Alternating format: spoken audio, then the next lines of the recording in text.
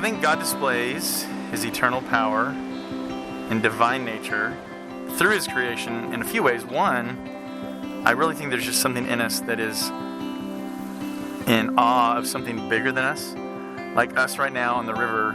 I was just thinking about this, how as we were getting pulled by the current, even when I was trying to go up to the big dam before we started, just thinking, this is so powerful. Like, it's just pulling me.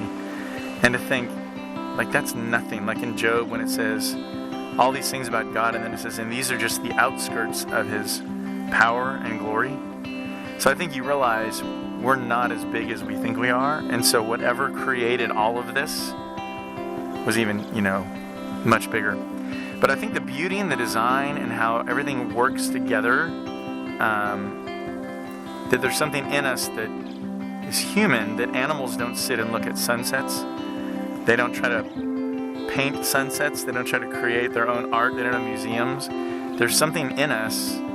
Well, it's what Ecclesiastes says, that he set eternity in our hearts. Like we can appreciate this stuff. So we realize whatever we see, something outside of it had to create it. And it couldn't have created itself. And I just think the word awe just keeps coming to mind. You're just going like, this is just big. And I love stuff like this because it reminds me to slow down, just enjoy fellowship and companionship and just listen. I love not having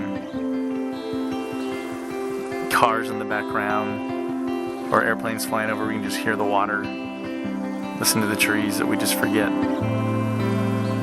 So yeah.